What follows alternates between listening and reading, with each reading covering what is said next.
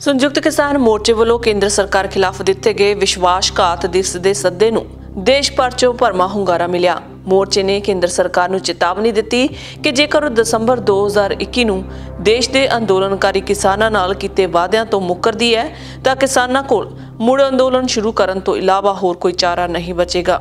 उन्होंने राष्ट्रपति नूं मंग पत्र भेज के मांग की है कि केंद्र सरकार नूं किसानां नाल कीते गए वादे याद करवाउण।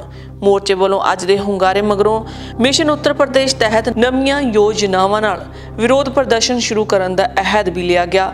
ਲੱਖਾਂ किसान विश्वासघात दिवस मनाउण ਅਤੇ केंद्र के वादियां की याद दिवाउण लई सड़कां ते उतरे।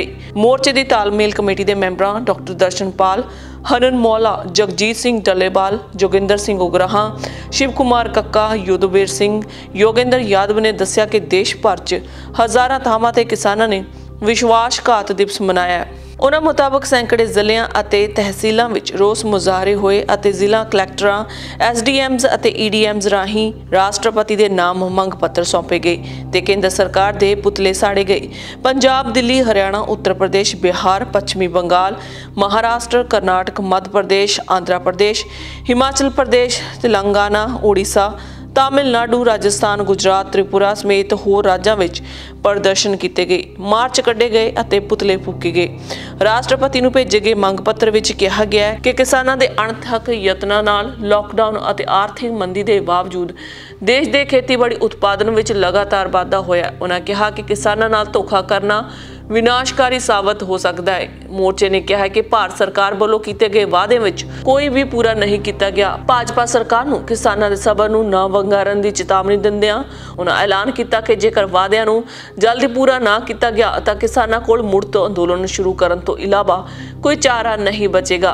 मोर्चे अनुसार सरकार आर्थिक सर्वेखण रिपोर्ट च मौजूदा MSP प्रणाली ਅਤੇ ਵਰਤੇ ਜਾ ਰਹੇ ਲਾਗਤ ਫਾਰਮੂਲੇ ਬਾਰੇ ਆਪਣੇ ਝੂਠਾਂ ਤੇ ਕਾਇਮ ਹੈ। ਮੋਰਚੇ ਨੇ ਕਿਹਾ ਕਿ ਕਿਸਾਨਾਂ ਨੂੰ ਉਹਨਾਂ ਦੇ ਅਸਲ ਹੱਕਾਂ ਤੋਂ ਵਾਂਝਾ ਕੀਤਾ ਜਾ ਰਿਹਾ ਹੈ। ਉਹਨਾਂ ਕਿਹਾ ਕਿ ਫਸਲੀ ਵਿਭਿੰਨਤਾ ਦੇ ਨਾਲ ਘੱਟੋ ਘੱਟ ਸਮਰਥਨ ਮੁੱਲ ਐਲਾਨ ਕਰਨ ਦੇ ਖੋਖਲੇ ਵਾਅਦੇ ਕੀਤੇ ਗਏ ਨੇ।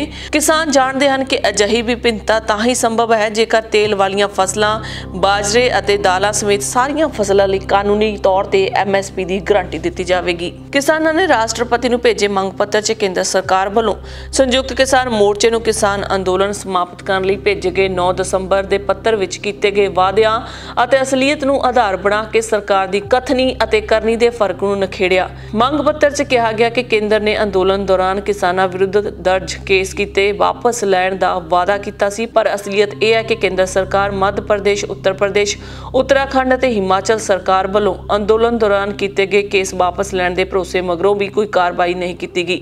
ਇਹ ਦਾਅਵਾ ਵੀ ਕੀਤਾ ਗਿਆ ਸੀ ਕਿ हरियाणा ते उत्तर प्रदेश सरकार ने भी अंदोलन दौरान शहीद किसानों के परिवारों को मुआवजा देने की सिद्धांतक सहमति दे दी है, पर हकीकत यह है कि उत्तर प्रदेश सरकार ने शहीद किसान परिवारों को मुआवजे बारे कोई कार्रवाई शुरू नहीं की है।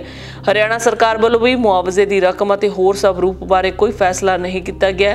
इस तरह सरकार ने सारिया फसलों ते MSP की कानूनी गारंटी बारे कमेटी बनाने का वादा किया सी, पर असलीयत यह है कि सरकार ने ना तो इस मुद्दे ते कमेटी बनाने का ऐलान किया है ਅਤੇ ਨਾ ਹੀ कमेटी की रूपरेखा ਅਤੇ ਇਸ ਦੇ ਹੁਕਮਾਂ ਬਾਰੇ कोई जानकारी दी है।